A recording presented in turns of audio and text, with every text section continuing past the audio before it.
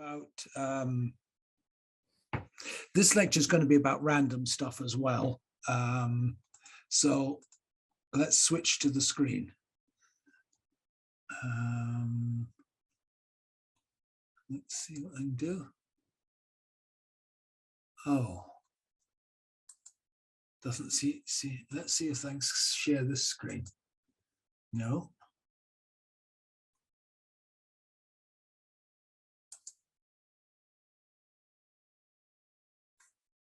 Put that down, put that down, put that down, put that down. Sorry, I'm using Linux on my computer today, which I didn't use last time. And that is possibly what the problem is. Let me just move it to here, see whether I can. Does that show it? Whiteboard. Select a window I want to. Excuse me a moment whilst I just try and get it to start sharing.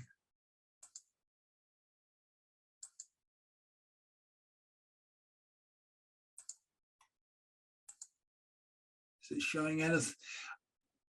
Can you see anything at the moment?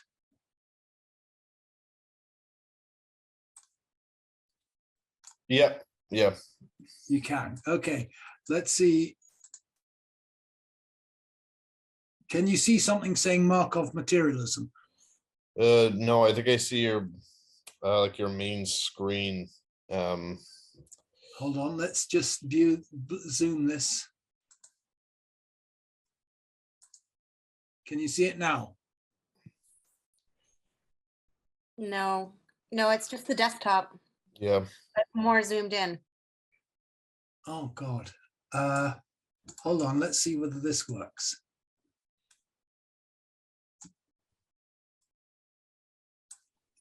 That's good, but it needs to be zoomed out more, I think. Okay, yeah, it seems to do it, but it seems to do it very slowly on Linux. Oh yeah, that looks good. Hold on, let me just.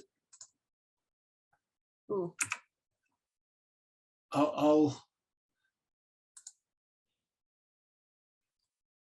Sorry, I'm pretty sure I'll be able to get it done. I just need to. Is that visible now? It is visible, but it seems like it's not in presentation view, but I don't know that matters. Let's see whether that, it doesn't seem to be able to capture it when I put it in presentation view. This is a lesson not to use Linux for this, I think. Hold on, I'll try scaling this again. Is that any better for you? Yeah, that looks like a good size. Oh, okay. I'm sorry. On Windows, I was able to copy my second screen to share, but it doesn't seem to do it with this. That's a mistake. Okay, so what I'm going to be talking about today, apart from an introduction, I'll talk about the early ideas of randomness, what Althusser introduces to this, and I'm arguing the case that historical materialism starts somewhat earlier than Marx and Engels. So I'm going to be looking at the two most influential historical materialists, Adam Smith and Friedrich Engels. And I'm going to look at the concept of time in history from Smith to Althusser, with looking at how the Russian mathematician's ideas Markov can be used to enrich the concepts of historical materialism. So, what's the beginning of this? Why do I group together two authors who tend to be seen respectively as the arch advocates of capitalism and of communism? The reason is that the basic historical materialist approach is almost the same in Engels' most influential book, which is The Origin of the Family, Private Property and the State, which came out in 1884. This has very, very similar arguments to Smith's work on the subject in his lectures on jurisprudence, which date from the 1760s, but they were never published until the late 1970s. They were unknown. This was an unknown work of Smith's, which only survived in the form of lecture notes taken by one of his students, who the student later became a professor at Glasgow University, and then Meek found these and published them in the 70s. Let's have a look at this. Why is there a similarity? There's a similarity in what they say about the state. Government, Smith said, arises from class inequality. Now, didn't someone else say that? It's essentially the same argument that you get in The Origin of the Family. Smith conceives of there being 4 stages of society: hunting, herding, farming, and commercial society. That's as it appeared to him in the 1700s. The first 3 of those correspond fairly closely to the stages that Engels referred to as savagery, barbarism, and civilization.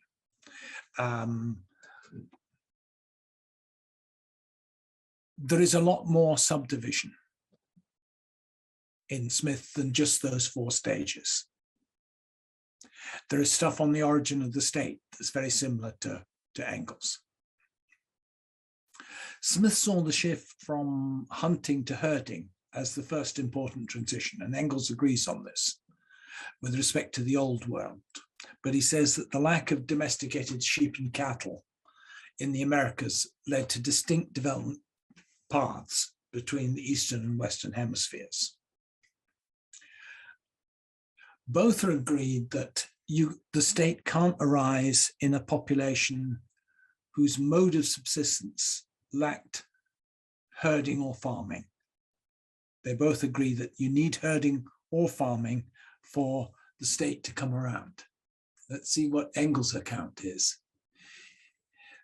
In the pre-herding or farming stage, Engels says the population is extremely sparse. It is dense only at the tribe's place of settlement, around which lie in a wide circle first the hunting grounds, then the protective belt of neutral forest, which separates one tribe from another. The division of labor is purely primitive between the sexes only. The man fights the wars, goes hunting and fishing, procures raw material and food and the tools necessary for doing this. The woman looks after the house, preparation of food and clothing, cooks, weaves and sews. Now, this is a very, very similar account given by Smith, which Engels, of course, couldn't read because the text was not published in his time. Smith says, in a nation of hunters and fishers, few people can live together, for in a short time, any considerable number would destroy all the game in the country and consequently would want a means of subsistence. 20 to 30 families at most can live together, and these make up a village. But as they live together for mutual defense and to assist one another, their villages are not far distant from one another. When any controversy occurs, between persons of different villages, it is decided by a general assembly of the village. Both agree that the transition to herding is what gives rise to inequality. This is Smith again. The appropriation of herds and flocks, which introduces an inequality of fortune, was that which first gave rise to regular government. Till there be property, there can be no government, the very end of which is to secure the wealth and to defend the rich from the poor. Now that's the last phrase about the function of government, to secure wealth and defend the rich from the poor, is probably as clear a historical materialist expression as you'd get from Lenin. You get Lenin saying, the state is a product of the manifestation of the irreconcilability of class antagonisms. The state arises where, when, and insofar as class antagonism objectively can't be reconciled. And conversely, the existence of the state proves that class antagonisms are irreconcilable. The conception given by Smith is almost the same here. If you then look at the rise of the Greek states, Engels and Smith have much the same explanation for the rise of the Athenian state, though Engels misses out many of the economic and military processes that Smith identifies. You've got to remember that though Smith was earlier than Engels, Engels didn't have access to Smith's work, and Engels was not really an economist of the stature of Marx or Smith.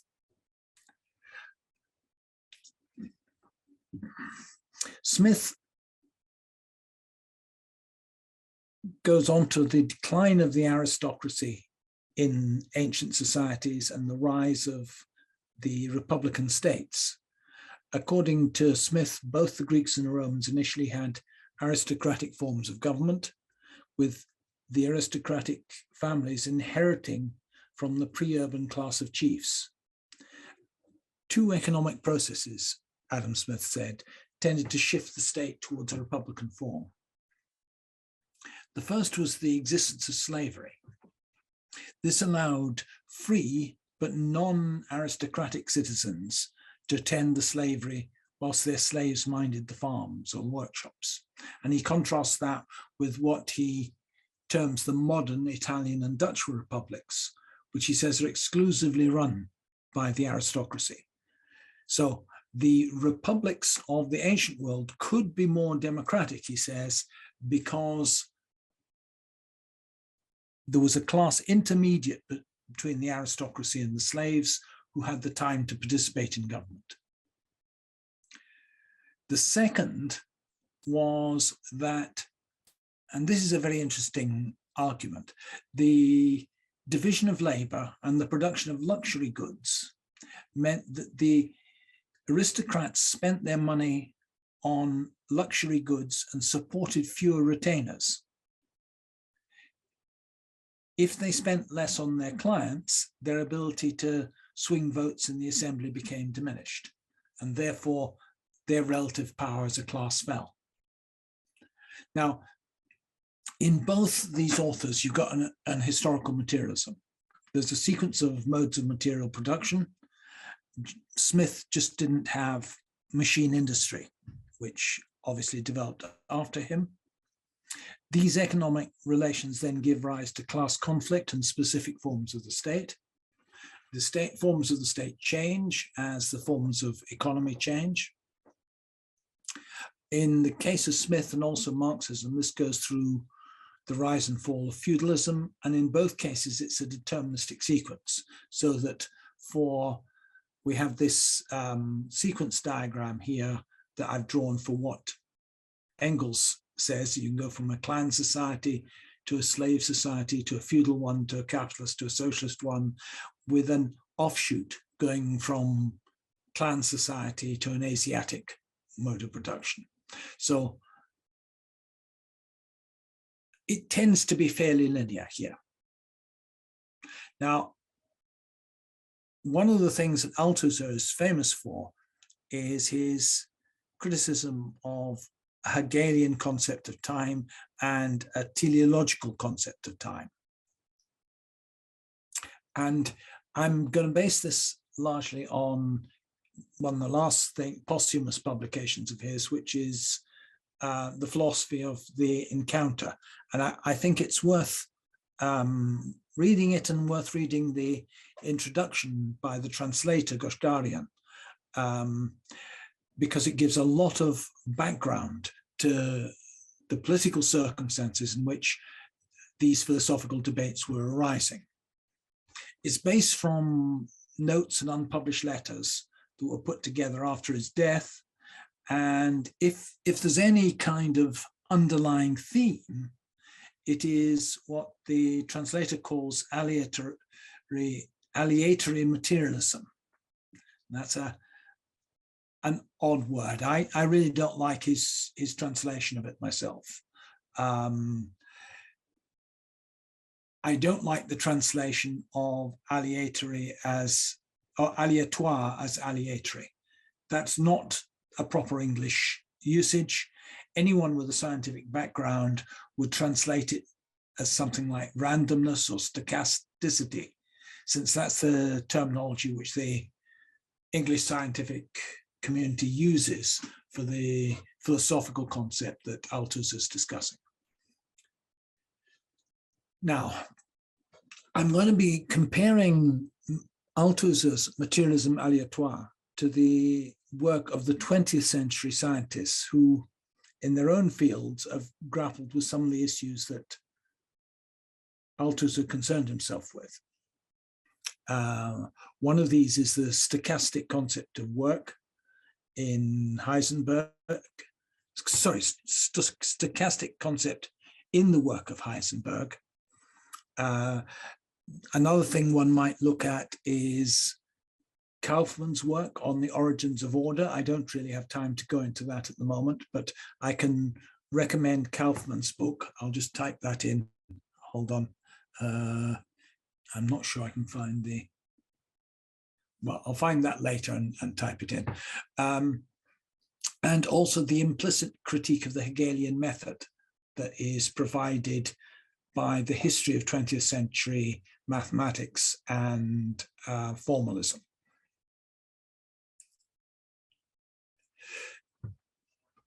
It's well known that in the 1960s, Althusser was arguing that there was a fundamental epistemological break by Marx from Hegelianism and from Feuerbachian humanism. And his position was that the late works of Marx, like Capital, were quite distinct from the philosophical positions of the early Marx.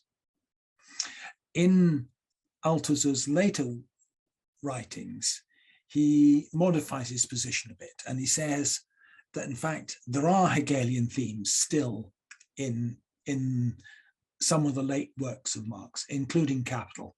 And he goes on to actually say that these are not only Hegelian themes, they're idealist themes. Now you would, an example is commodity fetishism, which is obviously heavily derived from ideas in Feuerbach's Essence of Christianity. And there's a very explicit, ironic reference to Feuerbach when Marx is discussing the commodity. Althusser says that the first break from idealism by Marx was towards Feuerbach, whose materialism was not yet a causal one, whose materialism had strong idealist themes, in particular, the theory of alienation. And if you, as a Marxist or modern Marxist, post-20th century Marxist, look at Feuerbach's Essence of Christianity, it seems amazingly blind to the class function of religion, or the class language that's embedded in the Christian religion.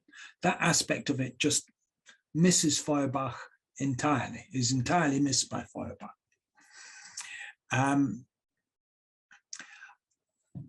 Now, I think Althusser's position that the epistemological break is gradual is quite realistic.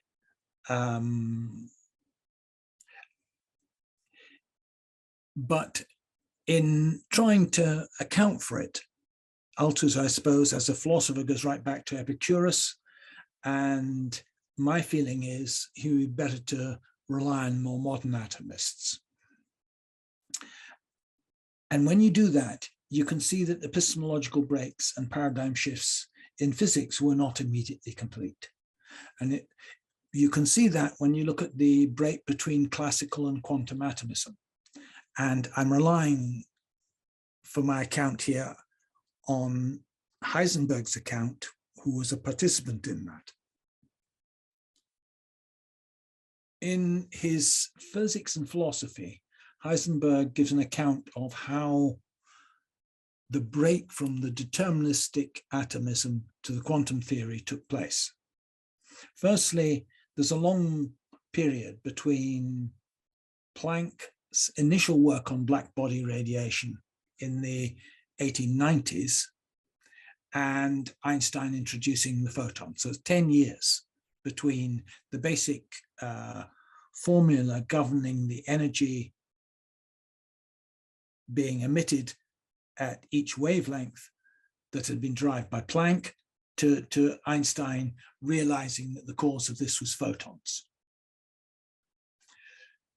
There's then, in the mid-20s, you get two different formalisms, that of Heisenberg himself, matrix mechanics, and Schrödinger's wave mechanics, to try and explain what was going on.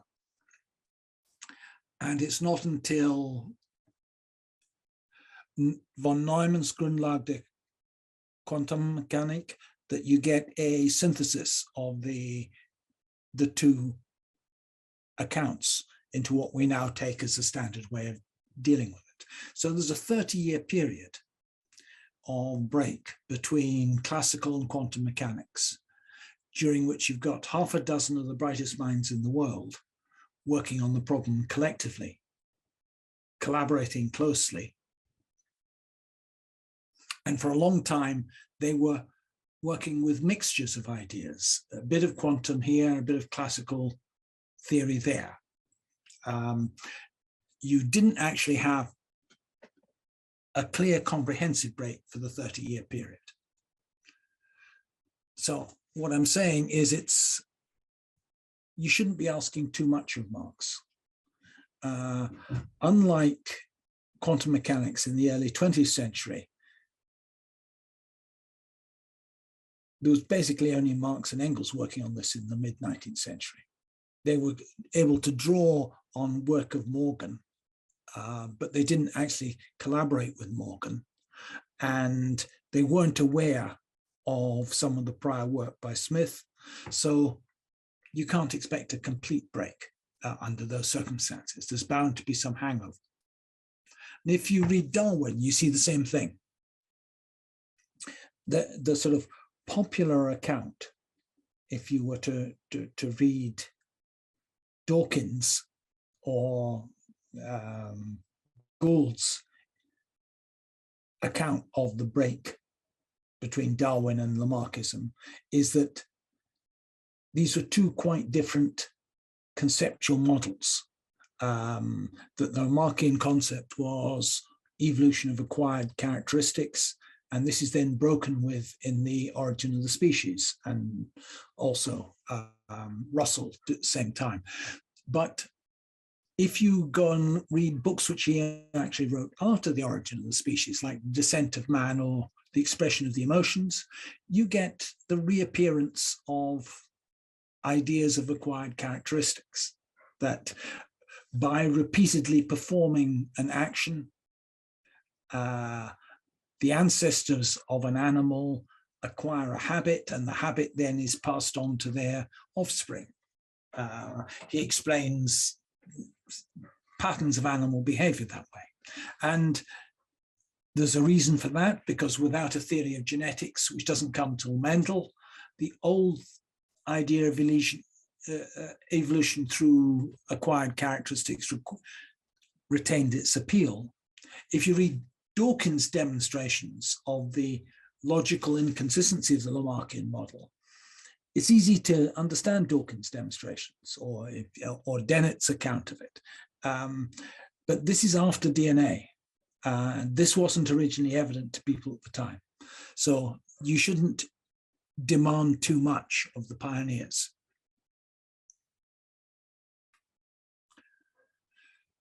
However, Althusser makes a big point of the rejection of the Hegelian content in Marx. And he says in his final work that Marx hadn't completely broken with idealism, even in Capital. There's Feuerbachian themes for fetishism, there are Hegelian themes, and he says there's an underground materialist, or as he puts it, Epicurean strand in Capital. And I would add that Capital also contains strong themes from Archimedes, Newton, and Watt as well. I've talked about these in part already. And I've also hinted in talking about Chaitin that the poverty of the Hegelian method is summarized by Chaitin's aphorism that you don't get 2 kilos of theorems from 1 kilo of axioms. New content always requires new information. And if Shannon is right, new information is random, hence in Althusser's term, aléatoire. But there's still the question why Capital is structured in a Hegelian progression from the abstract to the concrete. And this is very appealing to people to the present day. So you get, in my opinion, half of the reason why there is still any interest in Hegel is via people who think they need to read Hegel to understand Marx.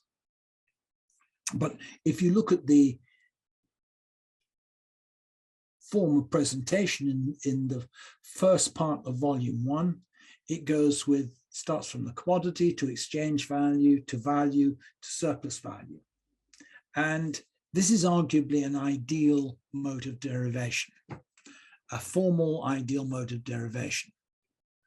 And Althusser claims that this Hegelian mode of derivation is in contrast to the concrete historical accounts that Marx gives in the sections on primitive accumulation or on the working day.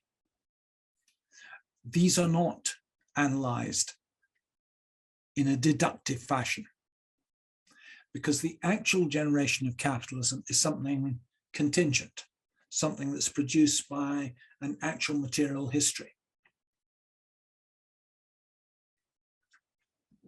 The problem is that this form of presentation is the same form of presentation that occurs in the logic, deduction of being from nothingness, becoming from the contradiction between the two.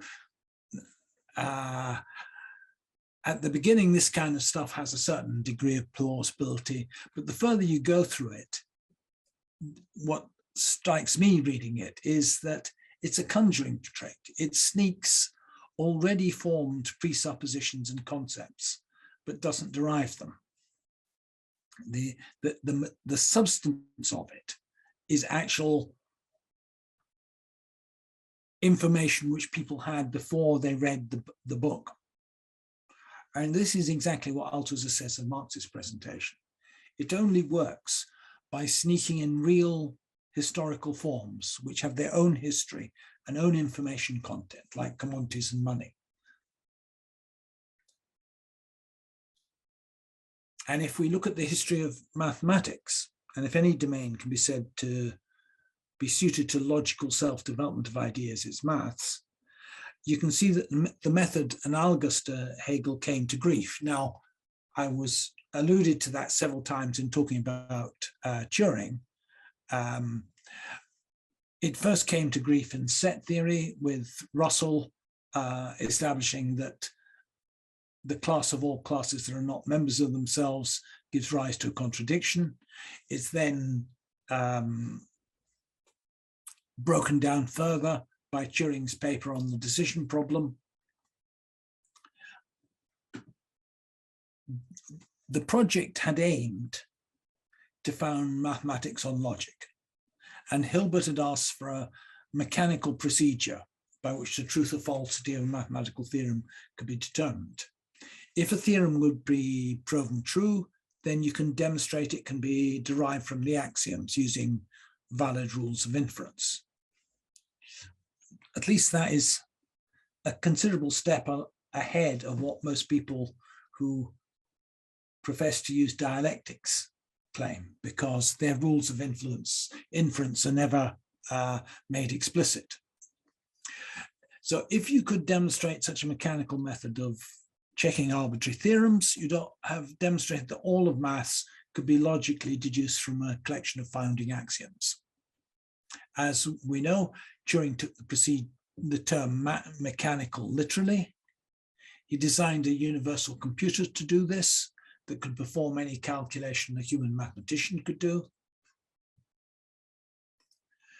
And this shows that the assumption that such a mechanical proof procedure actually exists leads to a contradiction, analogous to the contradictions in Russell's paradox.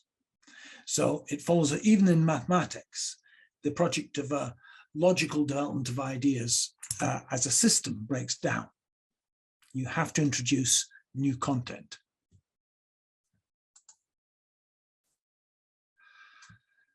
And this is why Chaitin says you can't get 2 kilos of results from 1 kilo of axioms. There is no more information in all the theorems than there was in the original axioms.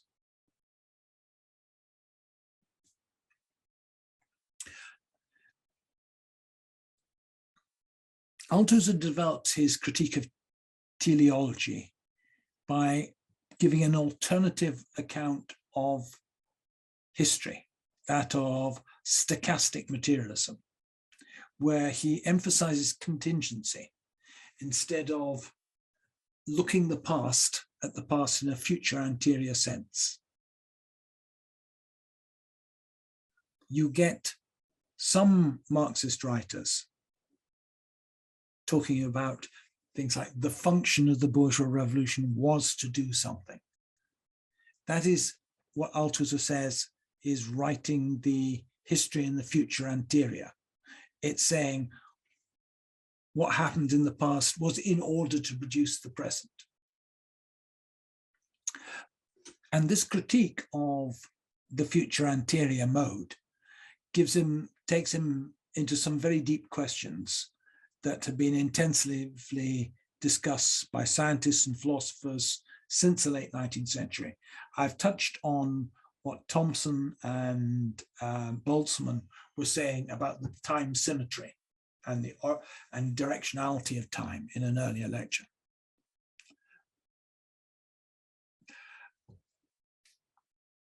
Everyone looks at these things from the standpoint of their own background. Althusser looks at it through history, through the history of philosophy, from Epicurus through Machiavelli, Spinoza, and Hobbes to Marx. And he starts with Epicurus and the atoms falling in the void and the swerve. I'm quoting De Rerum Natura here. We wish thee also well aware of this. The atoms, as their own weight bears them down, plumb through the void at scarce determined times in scarce determined places. From their course decline a little, call it, so to speak, a mere changed trend. For were it not their wont likewise to swerve, downward they fall, each one like drops of rain through the unbottomed void. And then collisions ne'er could be, nor blows among the primal elements, and thus nature would have not created aught. Now that is an ancient view, but it seems very familiar. The modern view is not of atoms falling, but it's atoms flying out from the Big Bang. And insofar as there any symmetry, that's a symmetrical pattern. Nothing could be created in the way of galaxies or stars unless there is some asymmetry, and the modern cosmology says the asymmetry is brought about by quantum fluctuations, and this then seeds galaxies because these slight variations in density produce variations in gravitational field, which are self-accelerating. This is not very different from Epicurus's conception, except that Epicurus had some notion of downwards, whereas you now think of material all flying outwards. Again, it's contingency and randomness in initial conditions produce huge effects. They produce the whole Earth as a side effect of the throw of some cosmic dice. Now, I've talked before about how recently science returned to atomism. And although Maxwell and Boltzmann accepted atoms, the scientific community remained skeptical. And Mach denied that atoms existed. I'm quoting an article on Boltzmann here. By introducing and obtaining the expression for the Boltzmann factor, Boltzmann became a strong supporter of the reality of atoms. Opposition to his ideas was formidable. Many scientists misunderstood Boltzmann's ideas without grasping the nature of his reasoning. His lectures on the kinetic theory of gases, he told his students how much difficulty and opposition he had encountered and how he'd been attacked from the philosophical side. And when you realize just how skeptical much of the continental community was towards atomism, it makes more sense of what Lenin was doing in materialism and empirical criticism. And he showed considerable foresight in coming down well against Mach at a time when Mach's ideas were still fashionable. It wasn't, as I said in the last lecture, it wasn't until 1905 that Brownian motion showed that the existence of atoms had to be accepted. And Lenin's Materialism and Empiricism came out in 1907. He doesn't refer to Einstein's paper, but despite not having read the latest physical paper, his position was the correct one. But the point is that there's no atomism without the stochastic. And it's the great virtue of Boltzmann that he, for the first time, stood natural philosophy on the foundation of probability and not determinism. And the shift to a physics based on probability and randomness that started with Boltzmann continues with the quantum theory, which is probabilistic rather than a deterministic mechanics. I'm going to skip over Boltzmann's arrow of time because I talked about it that last time. Now, but where we come to the relationship between Boltzmann and Althusser, there are two concepts which Althusser concerns himself with that were already being dealt with by Boltzmann. One of them is randomness and the other is temporal direction. But it's worth having a digression on why Boltzmann's form of reasoning about the kinetic theory of gases has proved directly useful in Marxist economic theory. And on this point, Althusser was already outdated when he was writing. He says, talking of Marx's prices theory in volume 3 of Capital, Althusser says, what are we to think of a theory which it sets itself the goal of demonstrating the production of the prices of production, starting out from value, and succeeds only at the price of a mistake by leaving something out of the calculation? Sraffa, Gramsci's old friend, who emigrated to England, Sraffa and his school must be given credit for closely checking Marx's demonstration of this point and discovering, to their amazement, that the demonstration was erroneous. The error has deep roots. It is rooted precisely in the principle that it is necessary to begin with the simplest element first, namely the commodity value, whereas this simple form is neither simple nor the simplest. Now, Althusser is on to something there. But Sraffa's not the answer. Sraffa's view, Althusser's views on Sraffa were pretty common among Western economists, Western communists in the 1980s. But already in the 1980s, Farjun and Machover had introduced stochastic techniques which showed that Sraffa was wrong. Basically, instead of treating the economy in terms of a deterministic set of equations, they treat it as a set of random processes, or model the economy as a system with a high number of degrees of freedom, analogous to the high number of degrees of freedom that a gas has. And subsequent empirical research has shown that reality matched things which Farjun and Makova predicted, but did not match things that Sraffa predicted.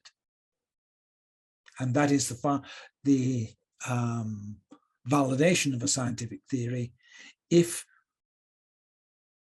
from mathematical reasoning and certain assumptions about causal processes, you can make predictions which have not yet been observed. That is a fairly convincing demonstration that your reasoning is grasping something about the material world that hadn't been grasped before. So actually, it was the stochastic or aleatory approach which demolished the actual critique of Marx that Althusser was relying on.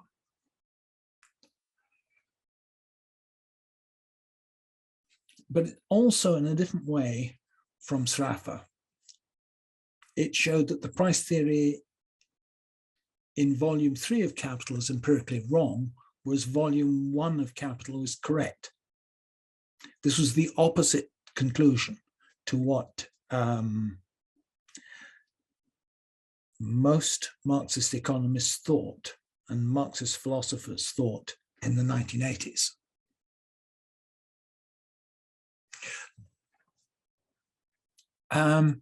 So was Althusser's methodological critique of Marx right? Was he justified if he rests on something like Sraffa, which we now know was wrong? I'll just give a brief account of Farjun and Makova's stochastic version of Marxism, and then compare the way Marx proceeds with the Newtonian method, and to see to what extent Hegelian idealism has in fact held back Marxist economics. I said that Farjun and Makova borrow from Boltzmann the idea that a gas has a large number of degrees of freedom, which we don't know about. We don't know the microstate of a gas. We don't know the position and velocities of all the atoms in a gas, but that doesn't prevent us from having good quantitative laws about how a volume of gas will behave as you heat it up or compress it. Now, Farjun and Makova say that a capitalist economy is very like this. It has a large number of agents, which could be analogous to the atoms, whose detailed behavior is unknown, and therefore we can treat it as random. There are millions of individual economic transactions, millions of sales of commodities for money every day. And it's as unrealistic to try and predict the price at which these take place as it is to say anything definite about the velocity of atoms in a gas. Instead, you've got to use Boltzmann-style reasoning to arrive at predictions about the probability distributions of prices, the probability distributions of profits, etc.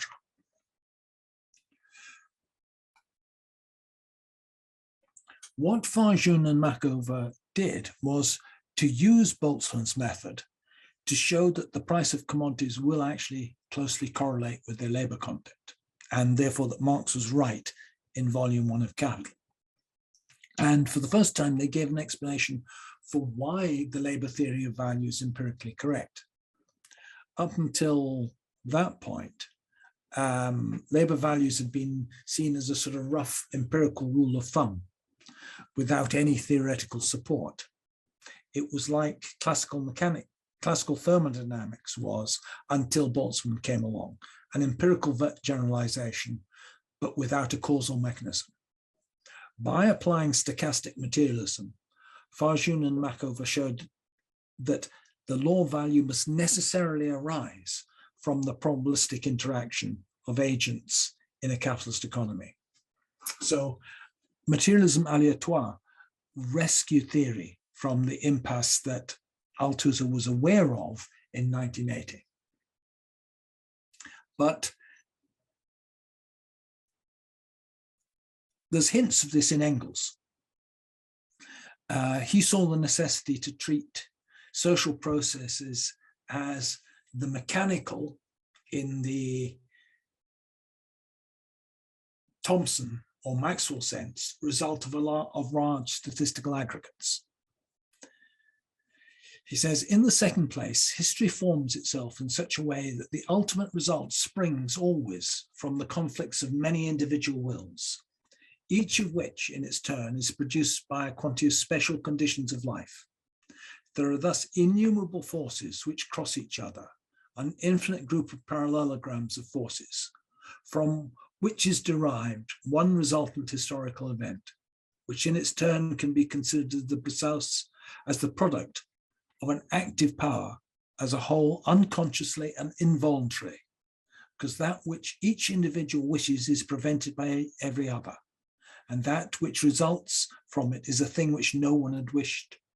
In this way, history runs its course like a natural process and has substantially the same laws of motion.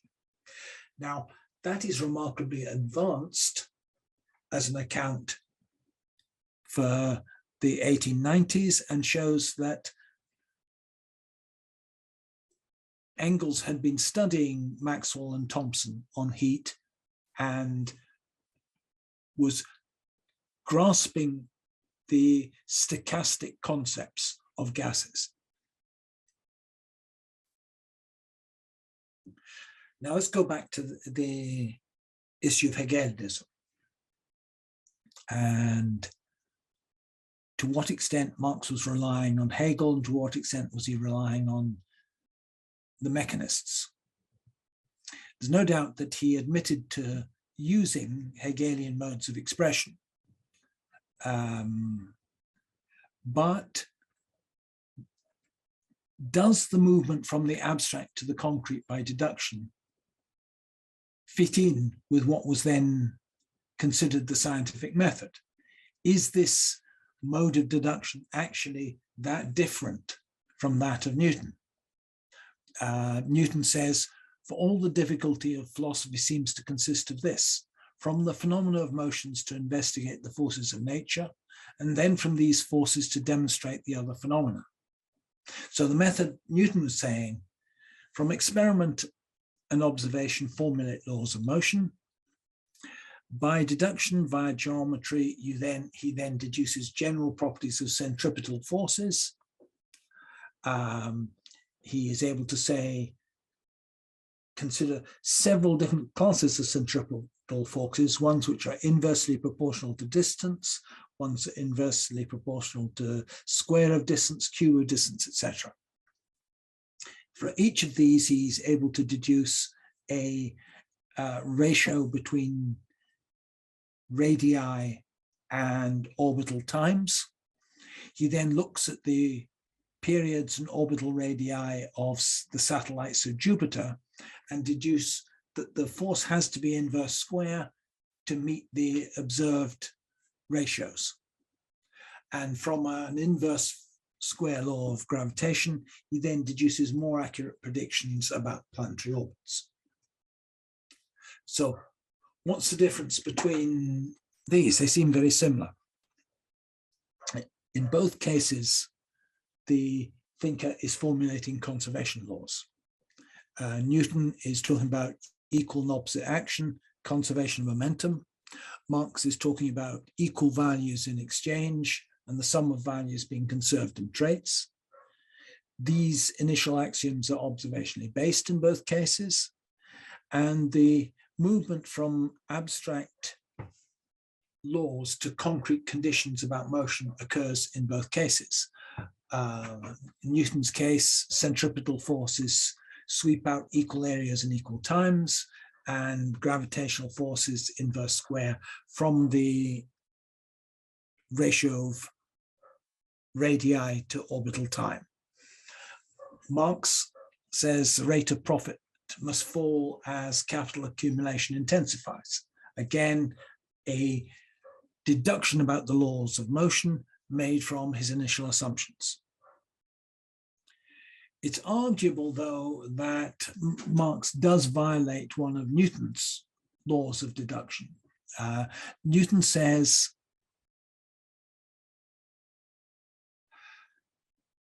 Rule 4, in experimental philosophy, we are to look upon propositions collected by general induction from phenomena as accurately or nearly true, notwithstanding any contrary hypothesis that may be imagined. This rule we must follow, that the argument of induction may not be evaded by hypotheses. Now, I think this is exactly where Sraffa and volume 3 of Capital fall down.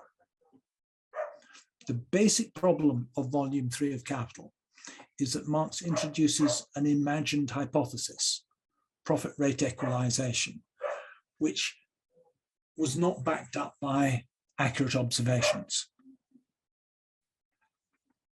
Now, Sraffa and implicitly Althusser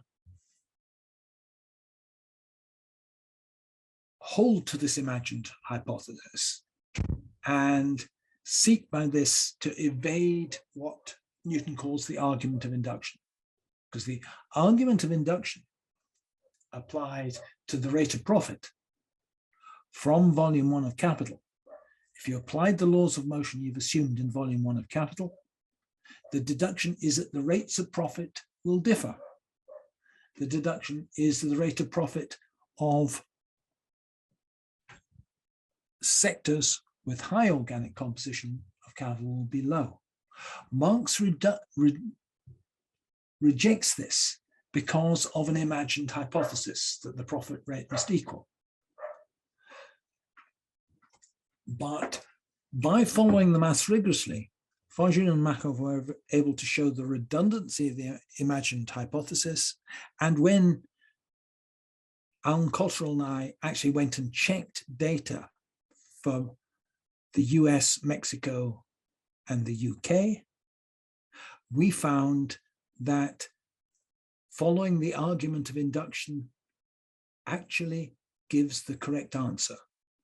Industries with a high organic composition of capital do have a lower rate of profit.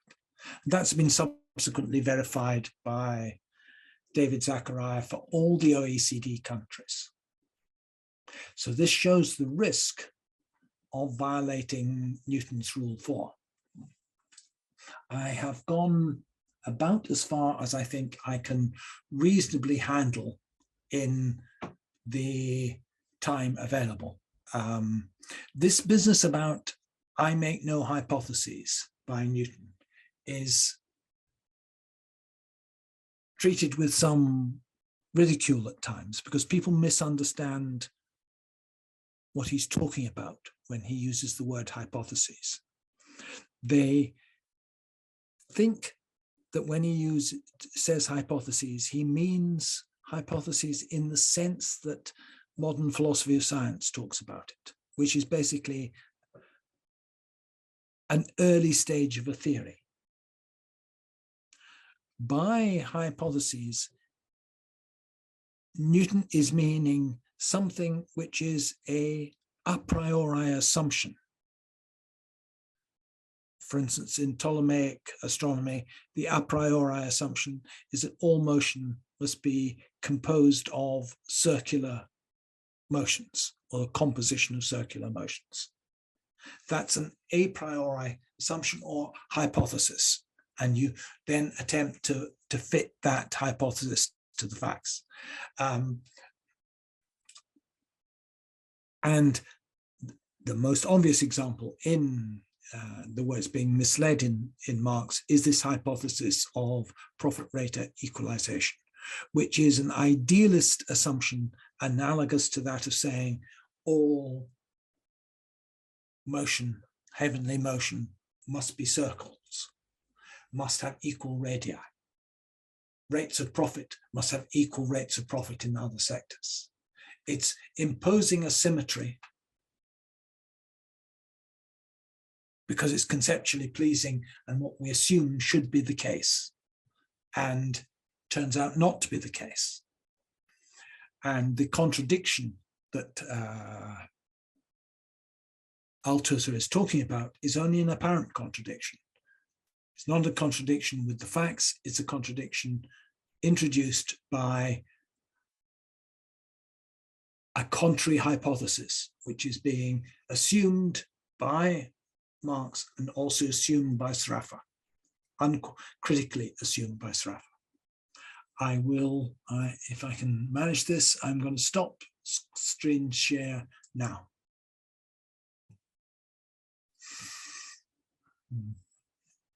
And I'm open for questions from anyone.